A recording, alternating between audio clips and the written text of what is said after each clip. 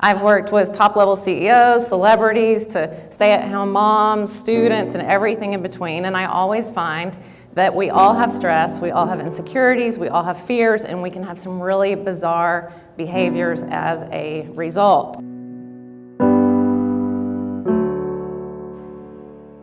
TRIESSENCE is the perfect balance between the three elements of your true essence: physical, mental, and spiritual.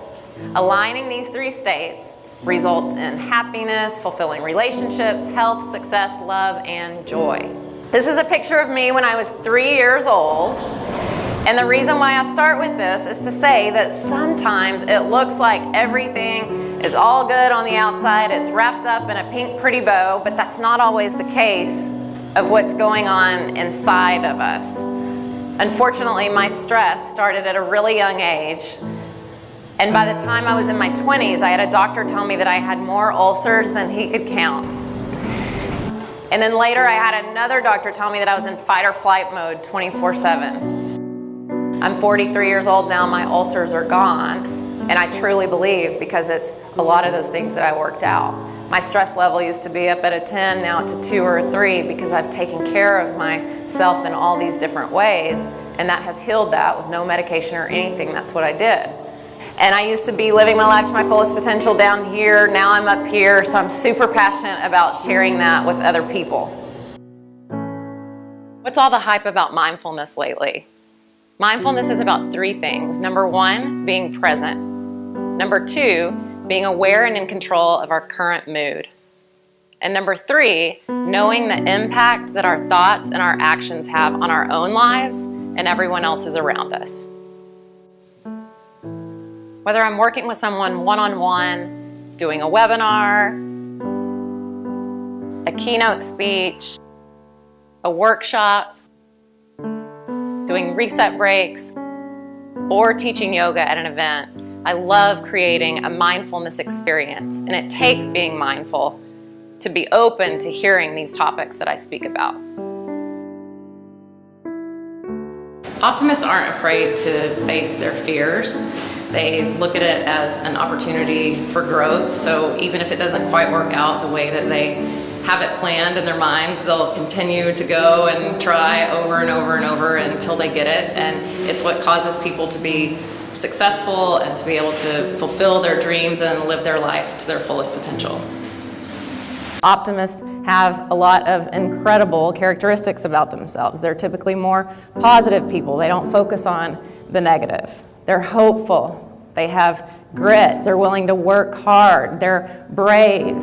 They tend to be a little bit more creative because they look at things not as failures, but as opportunities. They typically have a big belief in themselves. They believe in other people, and they a lot of times believe in something bigger than themselves. Optimism is a choice that we all have access to. It's about mindful awareness, self-awareness, actually taking the time to go within and pay attention to our thoughts and pay attention to the words that we're speaking. Is it positive or negative? Because at any moment, we can all make a decision to be positive, and we can do anything that we set our minds to. Her name is Jeannie. She's a client of mine. And Jeannie's life has drastically changed and is not going the way that she planned, but she still finds purpose and joy every single day in her life. Jeannie has ALS. And she said the amount of joy that it brought me was so much greater than the struggle that it took me to get down there, that it was amazing. And I thought, how many bluebirds, redbirds, hummingbirds, butterflies, each other are we passing all the time of these moments that we can have joy, and we're just totally missing it. She sees life in a very different way than we do now. And she looks and she just wants to yell at us and go, what are you stressing about? What are you doing? Sit down, take better care of yourself, spend time with the ones that you love. So she is an example of finding purpose and joy in the little things. Sometimes we think that to live our life to our fullest, we have to be the president, or we have to be an Olympian, or we have to win these huge awards. We can bring purpose and live our life to our fullest every single day if we make the choice to do it. If we had to sum it up in one word, present, present, present. Are we being present? When we're around other people, do they feel like they're actually really with us? When we're driving around in our cars, do we remember the drive, or do we show up and wonder how in the world we got there? Are we observant of our beautiful surroundings? We have so much coming at us all the time in technology, which is fabulous, but sometimes it keeps us from being present. What I mean by emotional intelligence is, are we self-aware enough to know the ways that we come across to other people? That's one side of emotional intelligence. But we do need to take care of ourselves emotionally and let ourselves and allow ourselves to release our emotions sometimes, and that's great. Out of the office would be the most preferred setting. And then there's the emotional intelligence side of how do we manage ourselves when we're triggered and when we're under pressure. Because your brain can't process fear and gratitude at the same time.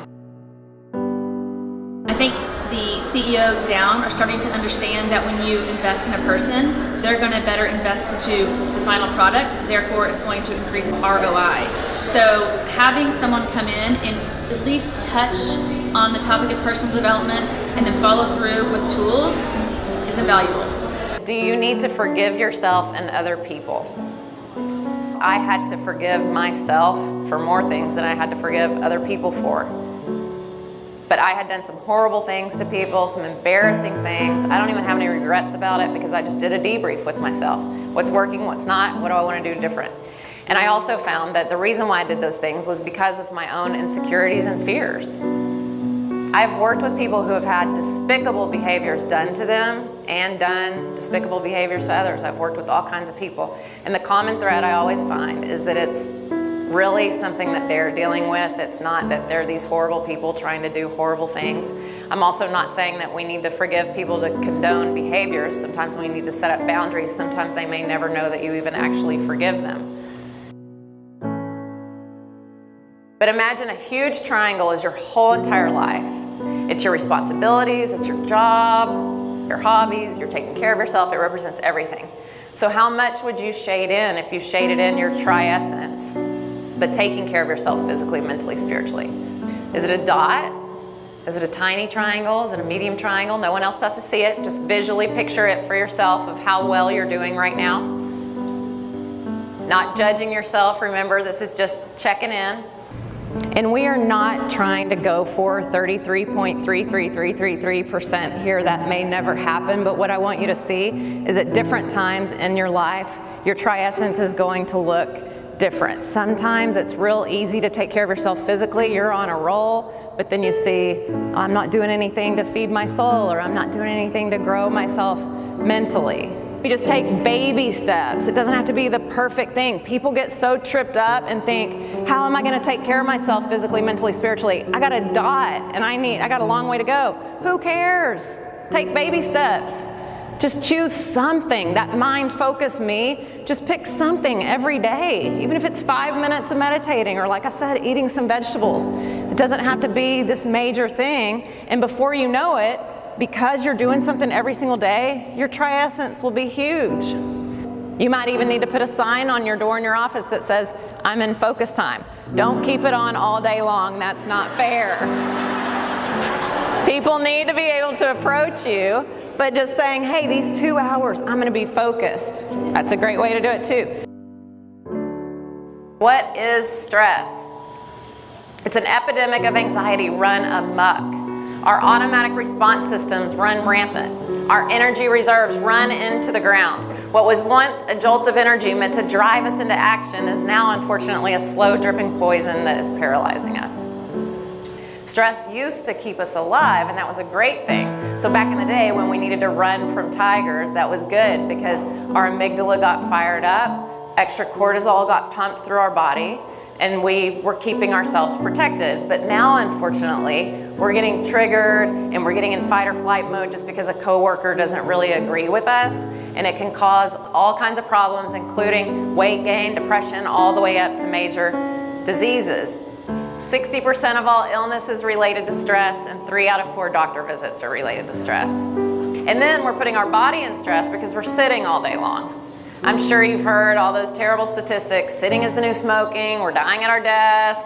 And then the scary thing is we increase our risk of heart disease, type 2 diabetes, breast cancer, depression by 60 to 125% depending on the amount of hours that we sit. Here's my favorite statistic that's out there of all. We lose 20 minutes off of our life for every hour that we sit. I know. So what is the solution? It is to get up throughout the day, taking reset breaks, doing breathing exercises, stretching exercises, just something to get up and moving. But unfortunately, we don't do that on our own, so we have to schedule time and remember to take breaks. Those reset breaks need to be done once every hour if you can. That's what keeps us from having all that bad stuff happen when we're sitting at our desk all the time. Take it back down. Anybody's thighs burning? You can have a seat, okay. I believe that optimism plays a big role in certain types of exercises and activities such as yoga or meditation, because overall those things are all about caring for ourselves physically, mentally, and spiritually. And when we're able to know that we're important enough to take care of ourselves in these ways, then that's what we experience in those things. So when we're taking deep breaths, it's doing something great for us mentally, it's doing something great for us physically, it's doing something great for us spiritually. When we're in yoga, optimism is a big part of that because we're in community, we know that we're all in this together, we're doing something together, and we're also then doing things for our mind, body, and spirit at the same time. If we believe that we are important enough and love ourselves enough to take care of ourselves physically, mentally, and spiritually, then our health and wellness is going to be great. The way Tessa presents herself on stage is beyond any that I've seen, in that she has so much grace, and even just her tone of voice makes everybody feel safe and at home. I think it allows for people to open up and engage, and really for no one to feel like there's judgment in the room at all. So for us, that was just as important as the topics at hand.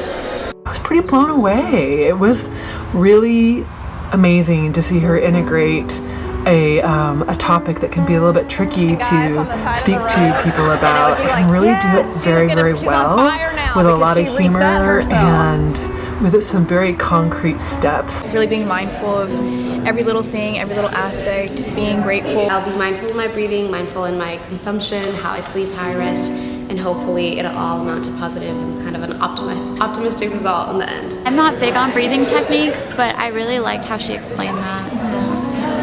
How willing she was to share her story. That was super important. That was something I don't think a lot of people do, so that was really awesome.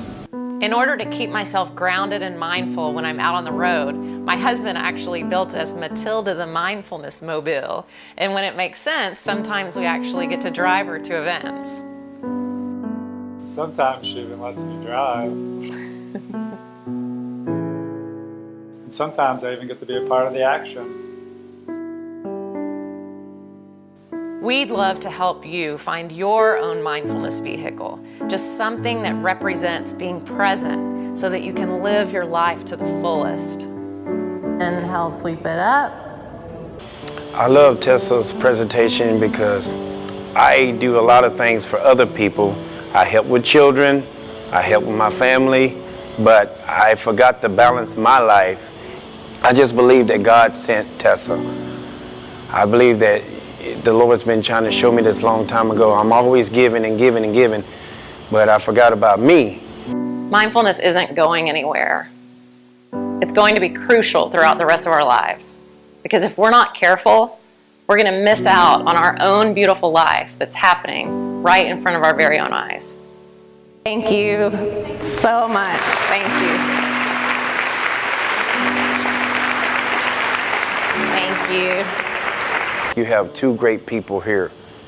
I mean, I don't even know them, but I feel like I know them. They're so awesome, and I'm so happy that you allowed them to come here today. Thank you.